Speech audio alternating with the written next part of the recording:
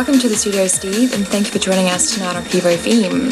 So tell me, how did you get drawn into the world of DJing? Okay, Janelle, yeah, thanks for having me in.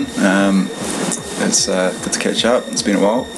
I arrived in London back in '96 at a time when Hard House was really starting to boom, being a young fella and arriving in the big smoke, sort of wasn't long before we were going out to a few different clubs and that. Sunny Side Up was one of my first favourite clubs, and it was just this whole new big world to me. And we sort of hooked up with a crew, mainly Kiwis that were up in Kilburn, and eventually one of them, Rickster, who's playing at your reunion, he got some decks, and he sort of took the time to show me a few things. Favourite DJ at the time was Skull, who was playing at Sunny Side Up. And he was a massive influence on me, and sort of between watching Skull and then watching Ricky sort of pick things up and start playing out, it sort of got me keen to give it a go. So got some old decks and started plugging away at it. Oh, very cool.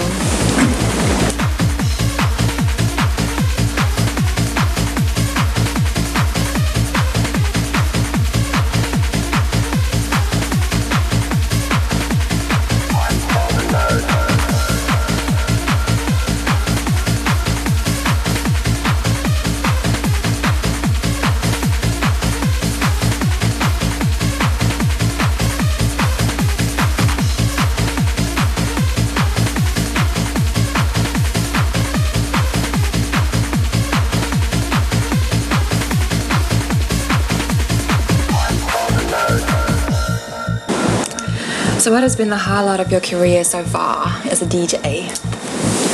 Yeah, highlights. There's been a few highlights, and not just DJing itself. I guess, like getting your first set. I sort of hooked up with the Fevah guys. Amon sorted me out, sort of got me my start, got me playing out on that.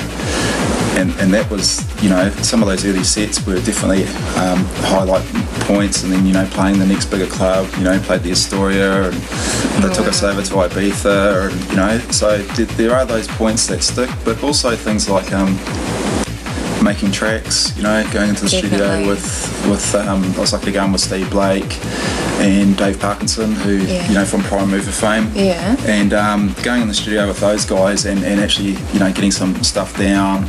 And we were fortunate, me and Grant Thompson, we made a track, Broken Boundaries, that did quite well at the time. And, amazing. Yeah. And then, either hearing someone else play that out, I think Spencer Freedom dropped it at Brookston Academy one night when we were on the dance floor, and and 3,000 people and that, and things like that were as big a highlight as some of the DJ sets. Yeah. So there was a range of different things really. I couldn't really single out one. It was just that era, wasn't it? It was just an amazing time to be in London.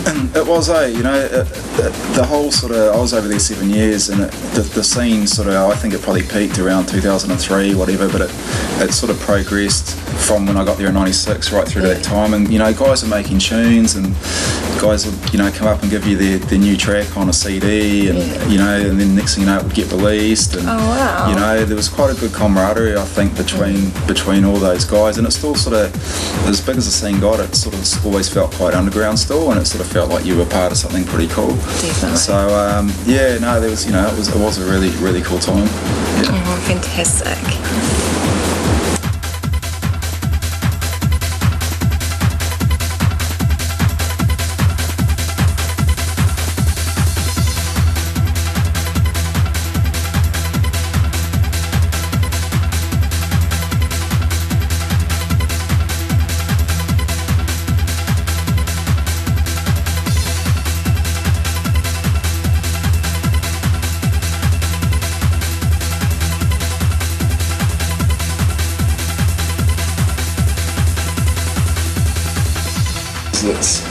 This is a very hard question, I know, but what is your favourite hard house track ever? There must be a few anyway. Yeah, that is a real hard one, because you have your favourite ones that you know, for whatever reasons, you know, have always, you know, remind you of certain times, or with, you know, the certain time of the night to drop it, or you know, certain sets you played it. But I probably have to go for Black Dogs by Dave Parkinson. I remember at the time when they sort of first started having the Hard Dance Awards, and that and BK's Revolution were neck to neck, and on the best track of the year. It might have been 2002, 2003, I can't remember, but yeah, I just think that Black Dogs has got all the elements of an awesome track. You know, there's loads of different layers in there, and lots going on, but it delivers a real sort of solid energy. So yeah, that would probably pip it for me as all-time favourite track. Very cool.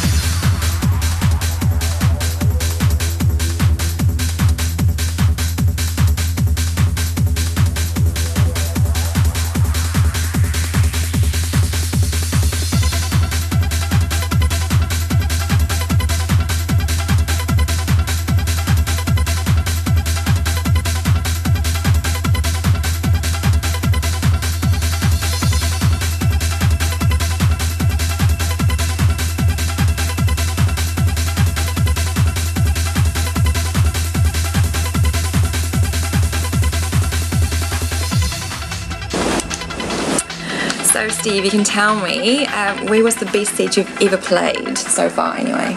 Oh man, that's another one. That's another tough one. I can imagine.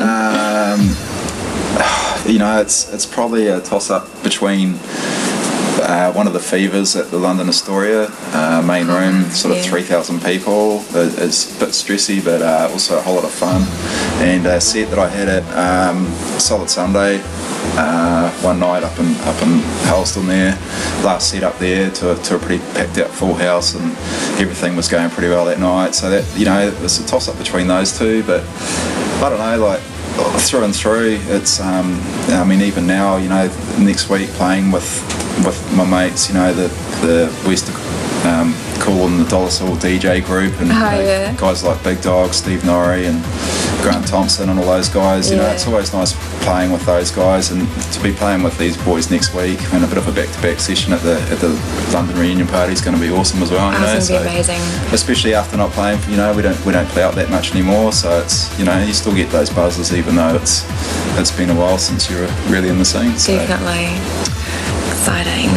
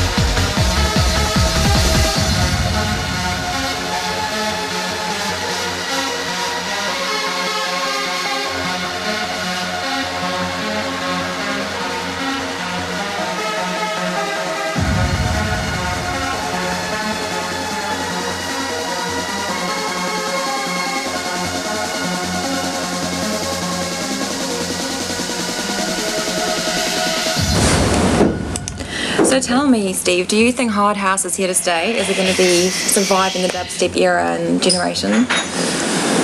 Yeah, I mean, what's dubstep? Yeah, exactly.